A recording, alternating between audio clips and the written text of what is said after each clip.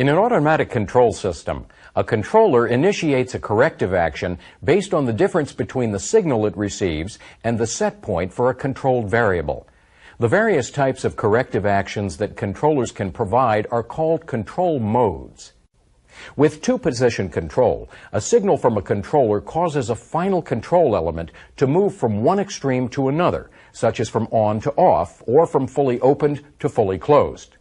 To see how two-position control works, let's look at an illustration of a sump pump arrangement. In this system, a pump draws water out of a pit or sump. A float with a rod is the sensing element in the system. The float rod has two collars, which serve as stops for a linkage that connects the rod to a switch. It's part of an electrical circuit that starts and stops the sump pump motor. If the level in the sump rises, the float also rises, and the lower collar on the float rod pushes up the linkage to turn the switch on. This starts the sump pump motor. As the pump draws water out, the level in the sump drops, and the float moves down. When the water reaches the minimum level, the upper collar pulls down on the switch linkage, shutting off the pump motor. Now, in a two-position control system, a certain amount of change can occur in the process without causing a control system response. This amount of change is called the dead zone. The dead zone in this system is controlled by the positions of the two float rod collars.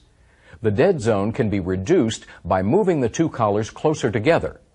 A smaller change in level will then turn the pump on or off. But even though the water will be maintained at a more constant level, the pump will turn on and off more frequently. And this overuse could damage the system's components. With proportional control, a controller's output signal is proportional to its input signal. In other words, if the input to a proportional controller changes by a given amount, the controller's output will also change by a given amount. To explain proportional control, we'll use this illustration of an automatic level control system. We'll say that a temporary disturbance decreases the demand for water from the tank and causes the water's level to briefly surge above its set point.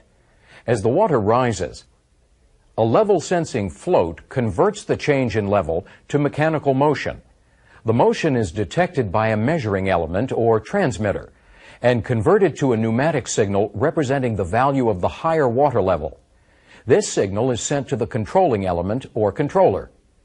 The controller measures the signal, compares the signal to set point, computes the difference between the two values, and produces a corrective output signal that's proportional to the input signal.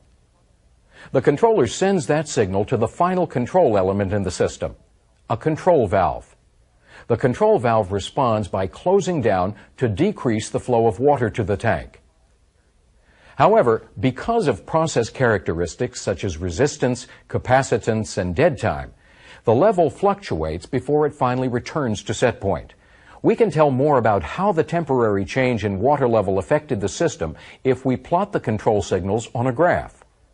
On the graph, the scale on the far left is marked off in feet to indicate the water level in the tank. The next scale indicates the value of the input signal to the controller in pounds per square inch, or PSI. The scale on the right indicates the value of the output signal from the controller. It, too, is in pounds per square inch. The dashed horizontal line represents the set point for the water level. In this example, the set point is 3 feet, which is equivalent to a 9 PSI input signal to the controller and a 9 PSI output signal from the controller. In this case, it increased to 13 PSI. The output signal caused the control valve to close, decreasing the supply of water to the tank. As the level in the tank fell, the input and output signals decreased accordingly. However, the process characteristics that we mentioned caused the signals to go through several fluctuations or cycles before returning to set point. With a temporary disturbance, process conditions return to their original state. So a proportional control system can normally return the controlled variable to set point. But if a continual disturbance occurs, a proportional controller may not be able to restore original conditions. For example, this graph shows the input and output signals when an ongoing decrease in demand caused the level in the tank to rise.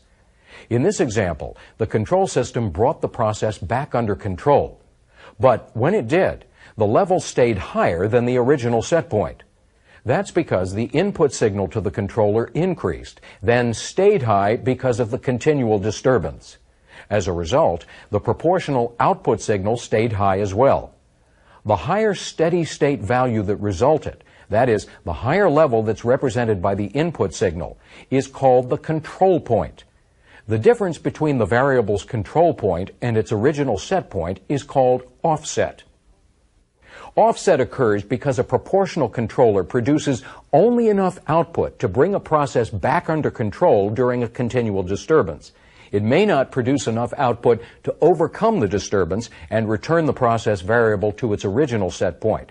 In some processes, a proportional controller may not return a process variable to its original set point. In other words, the controller's action may result in offset. However, a controller adjustment can sometimes be made to change the amount of offset.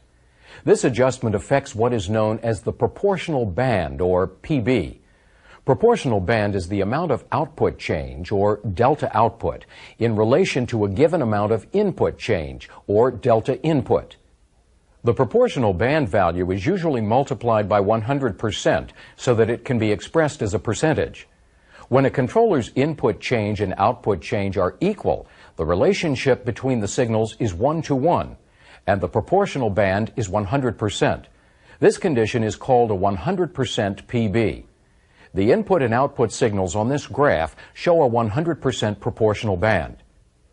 Now, the signals on this graph show a proportional band that's less than 100%, otherwise known as a narrow proportional band. With a narrow proportional band, a small change in input to the controller produces a larger change in output.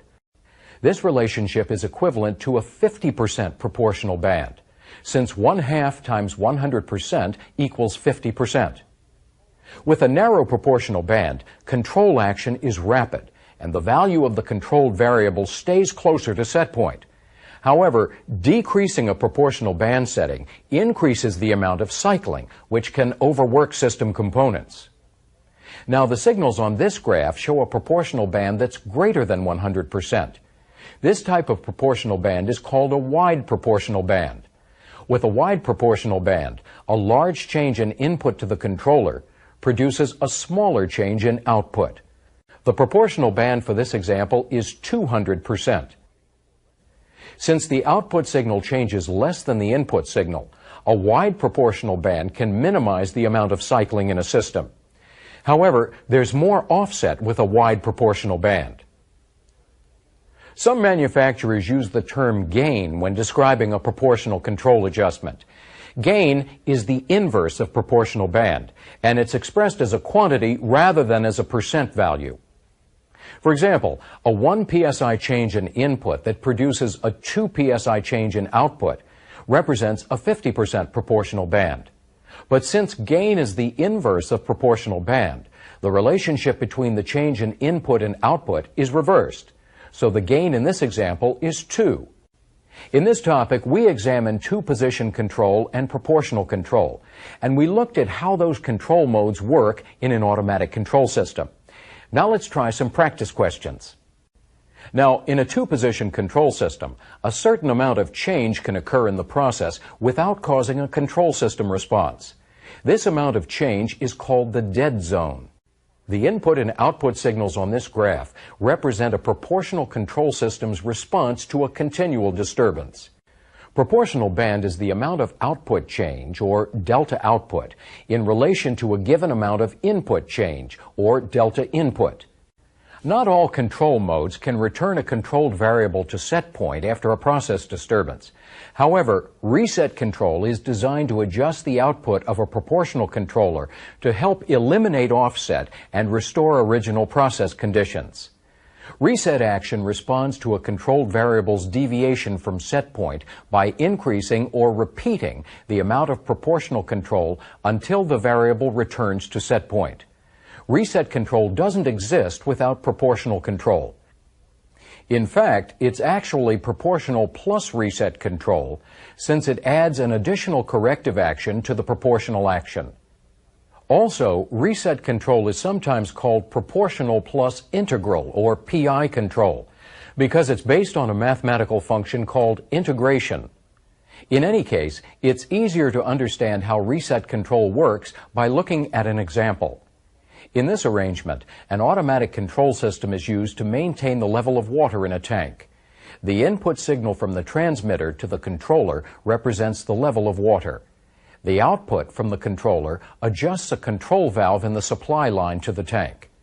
If a continual disturbance causes a decrease in the flow of water from the tank, the level in the tank rises, and the input signal to the controller changes to reflect the higher level. How do you suppose the controller responds to the change in level? The controller responds by signaling the control valve to close down.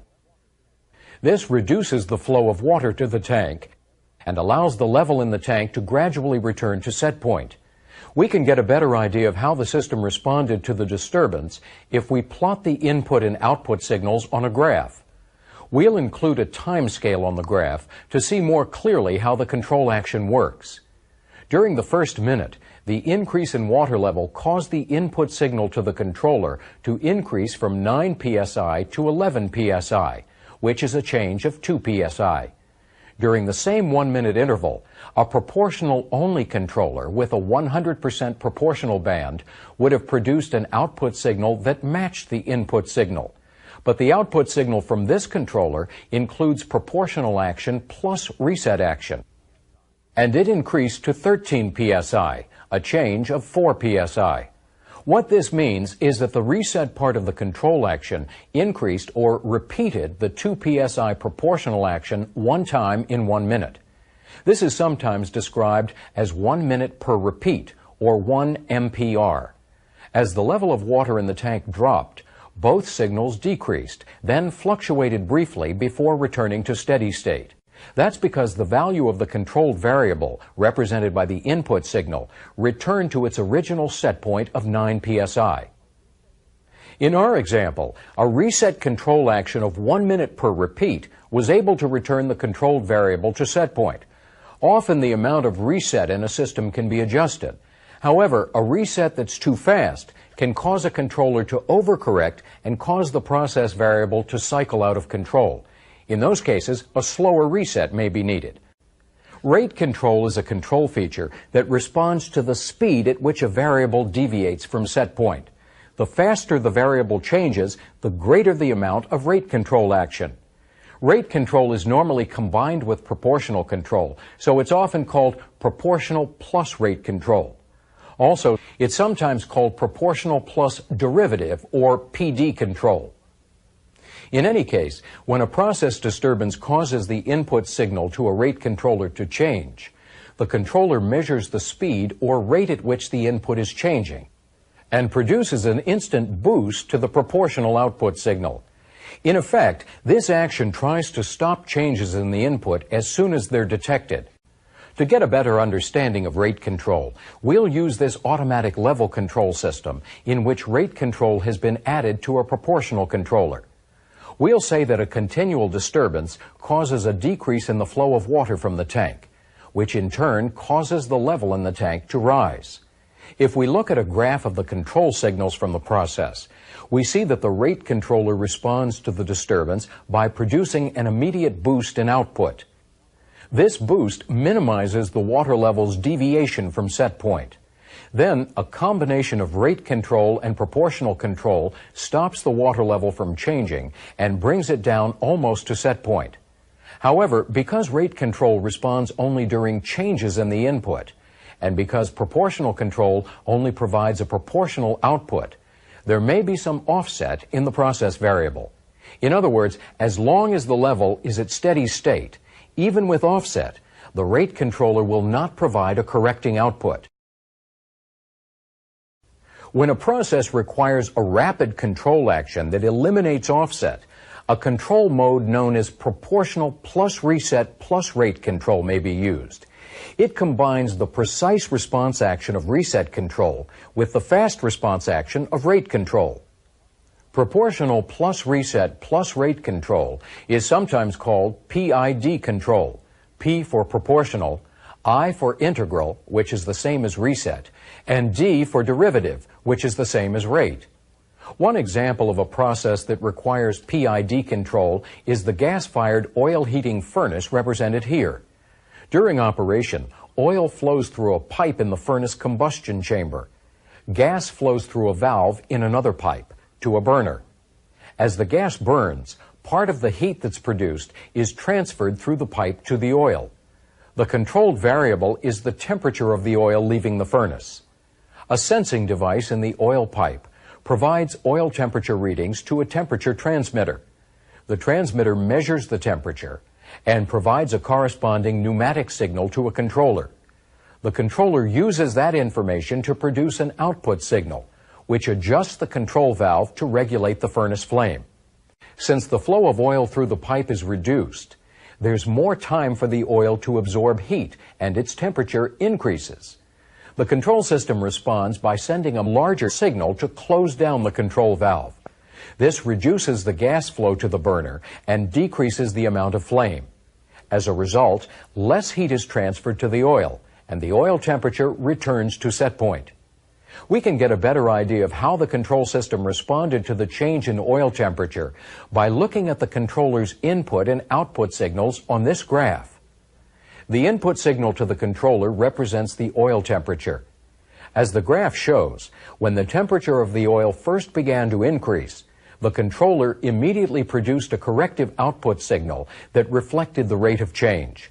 This boost of control action stopped the temperature from changing as rapidly as it would have without rate action. As the rate portion of the controller output worked to stabilize the oil temperature, the reset portion of the output worked to return the oil temperature to set point. Soon, the combination of reset and rate control returned the oil temperature to steady state at its original set point. The final output signal also returned to steady state, but at a higher value. The higher output closed the control valve to a new setting to maintain the oil temperature at set point. In this topic, we described how reset control, rate control, and a combination of the two work in an automatic control system. Now let's try some practice questions. Not all control modes can return a controlled variable to set point after a process disturbance. However, reset control is designed to adjust the output of a proportional controller to help eliminate offset and restore original process conditions. Rate control is a control feature that responds to the speed at which a variable deviates from set point. The faster the variable changes, the greater the amount of rate control action. This graph shows the input and output signals for a control system that uses proportional plus reset plus rate, or PID control. In process systems, physical conditions such as pressure, temperature, level, and flow are subject to change. These changeable conditions are called process variables. To help maintain the efficiency of a process, the values of these variables are often controlled by automatic process control systems. Part of an operator's responsibility is to use these control systems and understand how they work. Many plant processes are monitored and regulated by some type of process control system. A process control system monitors the value of a process variable and provides actions that control the value of the variable. Two basic types of process control are manual control and automatic control. With manual control, an operator monitors the value of a process variable and then manually makes whatever adjustments are necessary to control the process. Automatic control is basically a form of control that's performed with little or no human intervention. To get a better understanding of how an automatic control system works, we'll use this simplified illustration of a system that's used to control the level of water in a tank. Since the level of the water is what's maintained at a desired value, it can be thought of as the controlled variable in the system. It can also be thought of as the measured variable, because the control system uses it as a basis for making operating changes. The level of the water will remain constant as long as the flow of water into the tank equals the flow of water out of the tank. In this system, the water level is controlled by regulating the flow of water into the tank. For that reason, the flow of water into the tank is called the manipulated variable. As with all automatic control systems, this system has four basic parts or elements. One element, the primary element, is a sensing device that's located where the process variable is monitored. In this system, the primary element is a float that senses the level of water in the tank. The float is connected through a mechanical linkage to the second element in the system, a measuring element. In this system, the measuring element is a transmitter. The transmitter detects the position of the float and transmits a signal representing the level in the tank to the third element in the system, a controlling element. The controlling element, or controller, measures the signal from the transmitter, compares the signal to the desired level setting, computes any difference between the two values, and if necessary, produces a corrective signal. The controller sends the corrective signal to the final control element, which in this case is a control valve. The control valve adjusts the flow of water to the tank as needed to keep the level at the desired setting. When a process is operating normally, the variables for that process will be at or near their desired values. The desired value of a process variable is known as the set point. For example, the set point for the water level in this system is 3 feet. When the values of the process variables in a system remain relatively constant over a period of time, the system is said to be operating under steady-state conditions. Most control systems will allow slight variations in the values of process variables. But if the value of a variable changes significantly from its set point, corrective action may be needed to return the process to its original operating conditions. To see how a process disturbance can affect a control system, let's look at the automatic level control system that we saw earlier. In this example, a process disturbance causes a decrease in the demand for water from the tank. The decrease in demand causes the level of water and the float to rise. In this case, the water level rises to 4 feet. The movement of the float is transferred through the mechanical linkage to the transmitter. The transmitter then sends a signal that's proportional to the increased water level to the controller. When the controller receives the signal, it measures the signal, compares the measured value to set point, and computes the difference between the two values. The controller then sends a corrective signal to the control valve. The control valve responds to the signal from the controller by closing to reduce the flow of water to the tank. This compensates for the decrease in demand that caused the water level to rise. As a result, the level returns to its original set point value of 3 feet. The transmitter is the measuring element in this system. It detects the position of the float and transmits a signal representing the level to the controlling element. One of the basic methods of control used by automatic process control systems is feedback control. In a feedback control system, a control action is initiated after the controlled variable has deviated from set point. To see how an automatic feedback control system works, we'll use this illustration of a heat exchange process. In this system, steam is used to heat water. The steam enters the system through a valve, then flows through tubes inside the heater, and exits the heater through a pipe on the other side.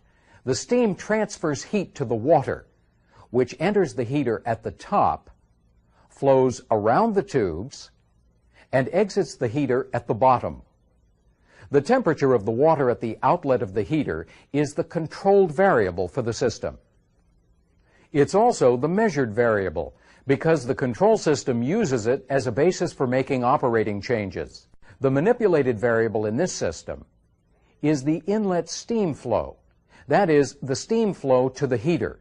It's adjusted to keep the outlet water temperature at set point. The primary element in this feedback control system is a temperature sensing device in the outlet water line. More specifically, the device is a temperature sensing bulb, which contains a gas.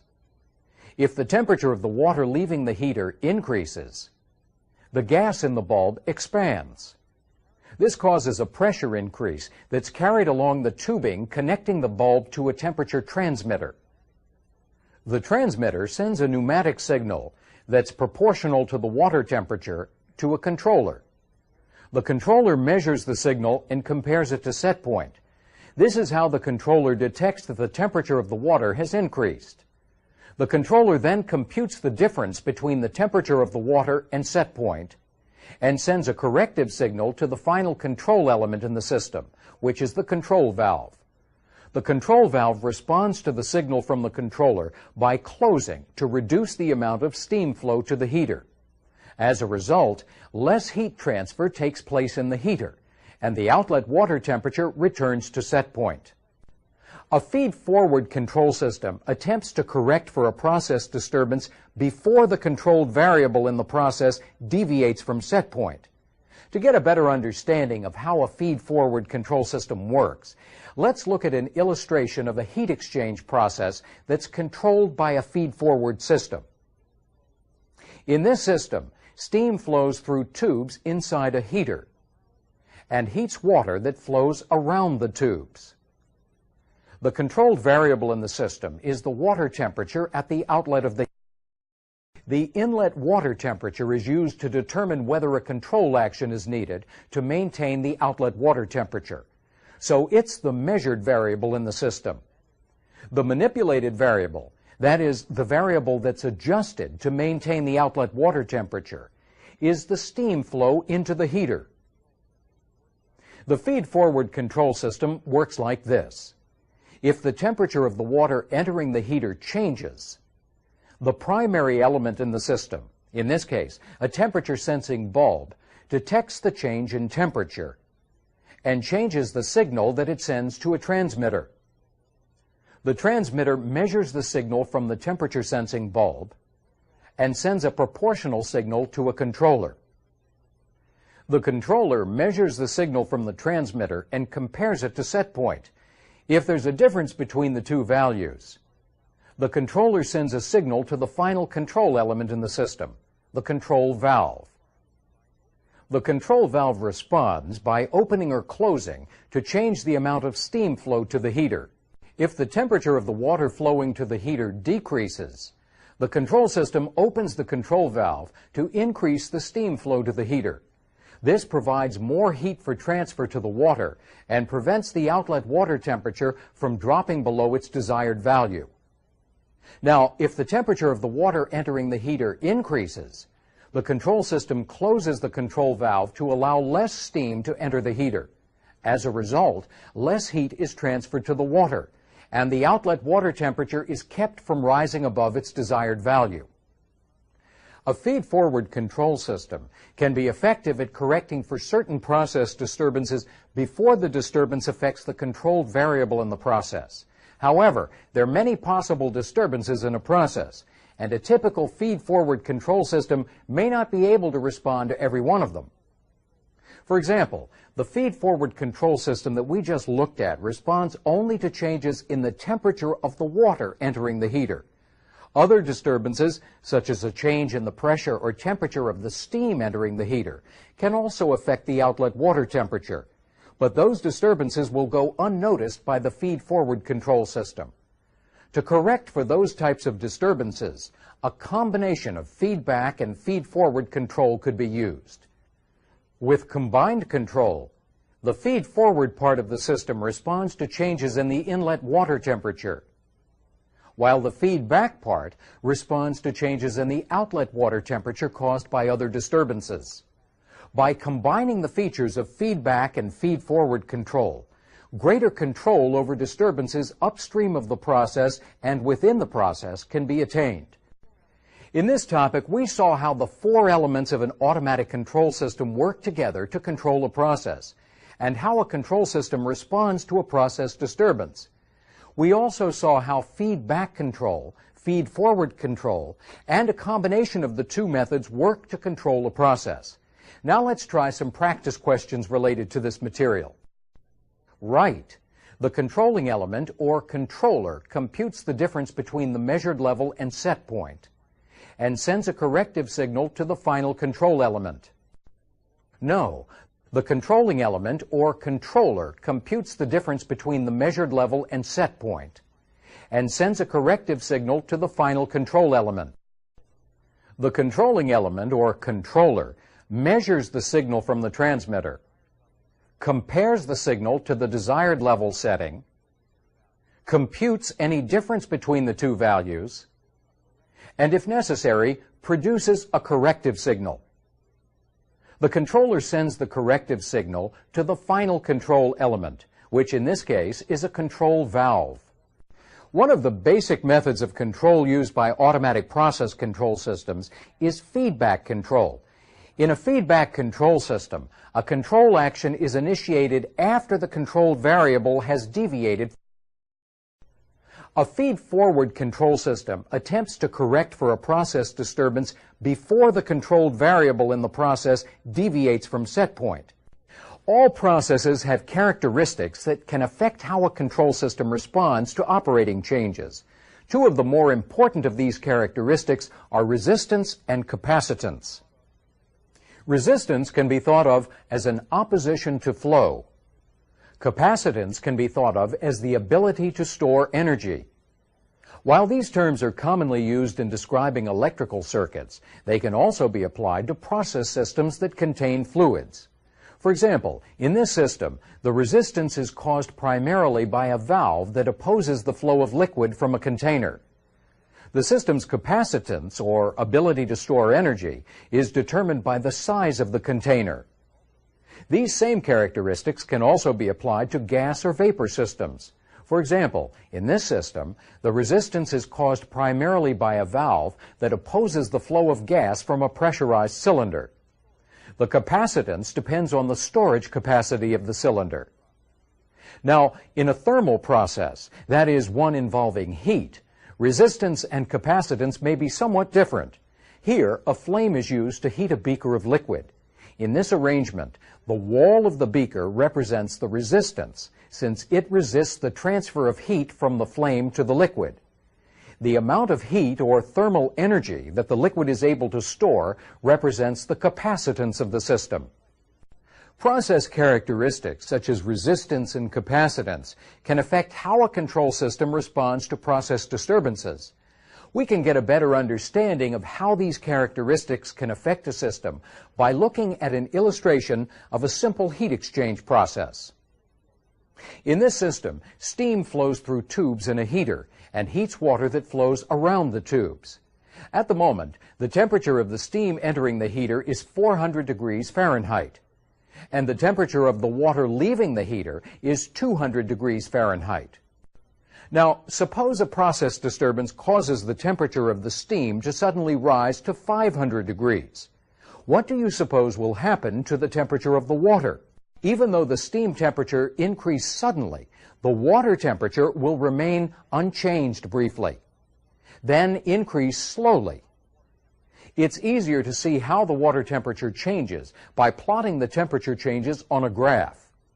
On the graph, the vertical axis represents temperature, and the horizontal axis represents time. When we plot the steam temperature, we see the sudden increase from 400 degrees to 500 degrees. This type of disturbance is commonly called a step input or a step change. When we plot the water temperature, we see that there's a delay between when the steam temperature increased and when the water temperature first started to rise. This delay is called dead time. It can be thought of as the amount of time required to transfer energy from one point to another. In the heater, the transfer of heat from the steam to the water was delayed because of resistance to heat transfer through the tubes, and because of the water's capacitance, or the ability of the water to store heat. Another factor that can contribute to dead time is the distance that the heat has to travel to reach the temperature gauge. In this case, the greater the distance from the heater to the gauge, the greater the dead time. Looking back at the graph, we see that after the time delay, the water temperature gradually rose to a new value of 300 degrees. The total amount of time that passed from when the steam temperature changed until the water temperature reached its maximum amount of change is called lag time, or lag. Lag is caused by the combined effects of dead time and other process characteristics, such as resistance and capacitance. In this topic, we focused on certain characteristics of a process that can affect a control system's response to a process disturbance. Now let's try some practice questions that relate to this material. All processes have characteristics that can affect how a control system responds to operating changes.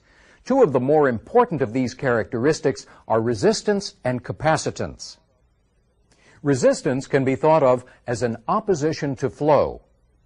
Capacitance can be thought of as the ability to store energy. While these terms are commonly used in describing electrical circuits, they can also be applied to process systems that contain fluids. The total amount of time that passed from when the steam temperature changed until the water temperature reached its maximum amount of change is called lag time, or lag.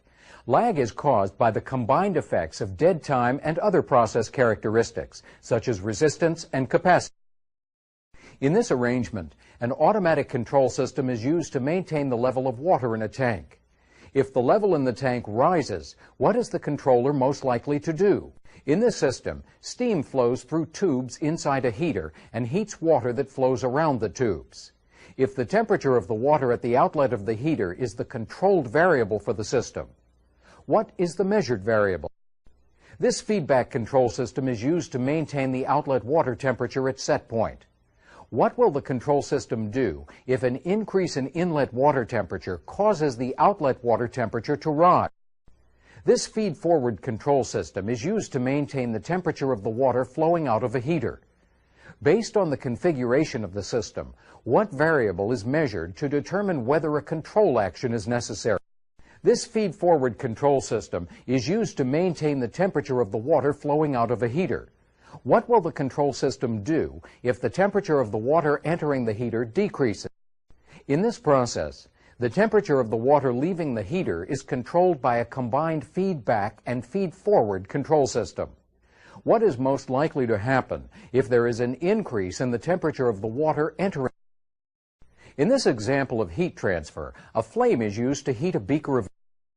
In this heat exchanger, steam flows through tubes and heats water that flows around the tubes. If the temperature of the steam entering the heater suddenly increases, what will happen to the temperature of the water leaving the heater?